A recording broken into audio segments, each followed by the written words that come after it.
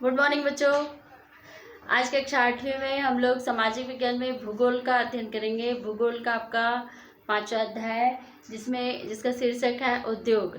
इसका भाग 1 हम लोग पढ़ चुके हैं, जिसमें उद्योग के बारे में पढ़े। उद्योग का वर्गीकरण किस प्रकार से किया गया है, मतलब एक उद्योग को लगाने के लिए हमको किन किन चीज़ों की आवश्यकता पड़ती है। इसमें सबसे प्रमुख रूप से था कच्चा माल था, और वहाँ पर व्यवस्था, बाजार की व्यवस्था किस प्रकार से की जाती है, और उसमें संगठन तथा वो उद्योग में जो उत्पादित वस्तुओं के लिए निर्मित व्यवस्था किस प्रकार से की जाती है, चाहे वह श्रमिक की हो, चाहे बिजली की व्यवस्था हो, चाहे वह पानी की व्यवस्था हो। इसके बारे में हम लोग भाग 1 में अध्ययन किए थे। अब हम लोग भाग 2 में अध्ययन करेंगे, जिसका शीर्षक है आपका प्रमुख उद्योगों का वितरण किस प्रकार से किया गया है, जिसमें बड़े बड़े उद्योगों के बारे में बताया है कि इसमें प्रमुख उद्योग का मतलब उसको अलग अलग भागों में किस प्रकार से बांटा गया है। विश्व के प्रमुख उद्योग लौह इस्पात उद्योग, जिसमें सूती वस्त्र उद्योग तथा सूचना प्रौद्योगिकी उद्योग, ये जो बड़े बड़े उद्योग हैं उनको अलग अलग भागों में बृहद उद्योग के नाम से जाना गया है।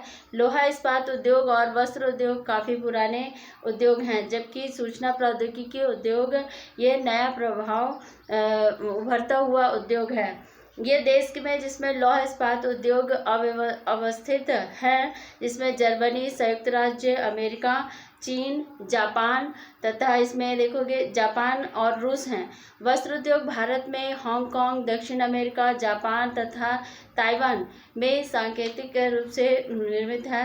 सूचना प्रौद्योगिकी उद्योग के प्रमुख केंद्र इसमें मध्यता और यहाँ पर कैलिफोर्निया के सिलिकॉन घाटी में, जो भारत के प्रमुख बेंगलुरु प्रदेश में स्थित है। ये जो प्रौद्योगिकी उद्योग है, प्रौद्योगिकी उद्योग मुख्य रूप से बड़े बड़े क्षेत्रों में, बड़े बड़े शहरों में निर्मित है, और भारत में खास करके इसमें बेंगलुरु में इसका उद्योग स्थापित है। अब देखते हैं लौह इस्पात उद्योग। इसमें प्रमुख रूप से जो सबसे बड़ा उद्योग, बृहद उद्योग के नाम से जानते हैं, जो सबसे पुराना उद्योग है वो है लौह इस्पात उद्योग। अन्य उद्योगों की तरह लौह इस्पात उद्योग में भी बहुत से निवेश प्रक्रम और निर्गत शामिल हुए हैं। यह एक पोषक उद्योग है।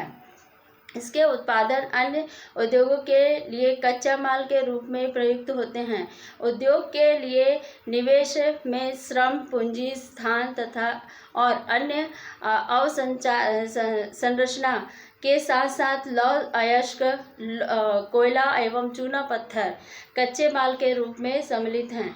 यहाँ पर देखेंगे जो लौह उद्योग मतलब लौह इस्पात उद्योग को स्थापित किया जाता है, तो उसके लिए हमको व्यवस्थित रूप से किन किन चीज़ों की आवश्यकता पड़ती है, या फिर वो उद्योग ऐसे क्षेत्र में लगाए जाते हैं जहाँ पर कच्चे माल की व्यवस्था हो, सस्ते श्रमिक होते हैं। उसी प्रकार से उद्योग को लगाने के लिए वहाँ पर भूमि होना चाहिए और वहाँ पर बिजली की व्यवस्था होनी चाहिए। ये सारे चीज़ें वहाँ पर लौह इस्पात उद्योग को स्थापित करने में सहायक होते हैं।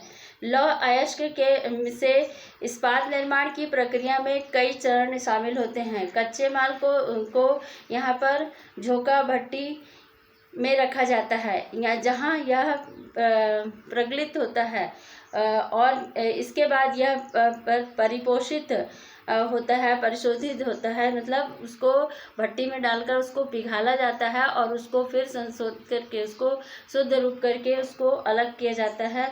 प्राप्त इसमें उत्पाद इस्पात होता है, जो अन्य उद्योगों में कच्चे माल के रूप में प्रयुक्त किया जा सकता है, और फिर जब शुद्ध लोहा जब निकलता है तो उसको फिर अनेक वस्तुओं में हम निर्मित कर सकते हैं आसानी से। इस्पात कड़ा होता है तथा इसमें आसानी से काटा तथा आकार नहीं दिया जा सकता है, और अथवा इससे तार बनाए जा सकते हैं। एल्युमिनियम, निकल, तांबा जैसे अन्य वस्तुओं में थोड़ी थोड़ी मात्रा में यहाँ इस्पात को मिलाकर इसकी मिश्र धातु बनाई जाती है। मिश्र धातु इस्पात को यहाँ पर असामान्य कठोरता, दृढ़ता और जंग प्रतिरोधक क्षमता प्रदान करती है।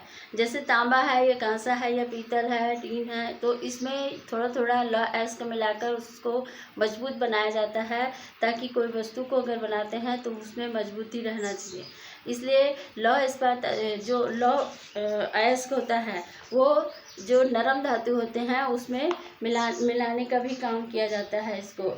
और मिश्र धातु इस इस्पात को असामान्य कठोरता, दृढ़ता तथा जंग प्रतिरोधक क्षमता प्रदान करता है, जिसके कारण से ये अन्य धातु में मजबूती, कठोरता और इसमें जो जंग लगने की प्रतिरोधक क्षमता को बढ़ाता है, जिससे जंग न लगे तथा उसमें मजबूती बना रहे। इस्पात प्रायः आधुनिक उद्योगों में का मेरुदंड कहलाता है। लगभग सारी वस्तुएं जिनका हम लोग उपभोग करते हैं वे तो लोहा व इस्पात के ही बने होते हैं। आज के आधुनिक युग में हम लोग जितने भी वस्तुओं का उपयोग करते हैं उसमें अधिकांश वस्तुएं लोहे की बनी हुई होती हैं, और इसीलिए इसका उपयोग बहुत अधिक अभी के समय में किया जा रहा है। अथवा इन धातु को निर्मित औजारों और मशीनें भी बनाई जाते हैं, तथा इसमें पोत, रेलगाड़ी, ट्रक तथा ऑटो अधिकांशतः इस्पात के ही बने होते हैं। यहाँ तक कि यहाँ पर सेफ्टी पिन और सुई जिनका उपयोग आप करते हैं वे सारे चीज़ इस्पात से ही बने होते हैं।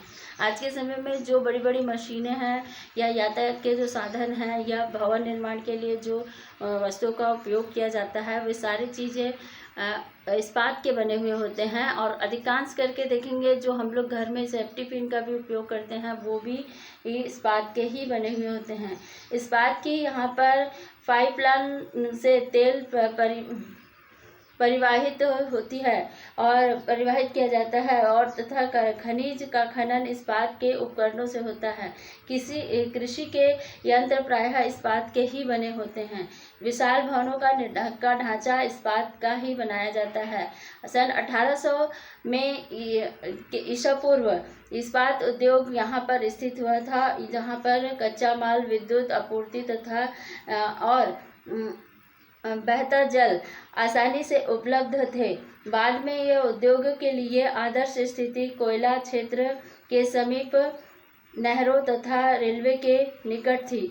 यहाँ पर जो उद्योग स्थापित करने के लिए उस समय था, तो उस समय सारी चीज़ें इसके पहले भी बता चुके हैं कि लौह इस्पात का उद्योग उसी जगह स्थापित किया जाता था जहाँ पर ये एक उद्योग को लगाने के लिए सर्व सुविधाएं उपलब्ध होती थी, चाहे वह कच्चा माल हो, चाहे विद्युत आपूर्ति की हो, चाहे जल का हो, ये सारी चीज़ें वहाँ पर उपलब्ध होना चाहिए, तभी उद्योगों की स्थापना की थी। सन 1800 में औद्योगिक क्रांति के आने के बाद सबसे ज़्यादा लोहे का उपयोग किया जाने लगा।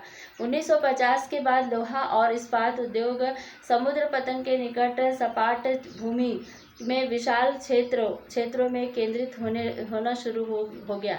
ऐसा इसलिए हुआ क्योंकि इस्पात निर्माण का कार्य इस समय तक का बहुत ही विशाल हो गया था और लौह अयस्क विदेशों से आयात करना पड़ता था, क्योंकि इसकी मांग बहुत अधिक हो गई थी और यहाँ पर जो इसका उत्पादन था वो कम हो गया था।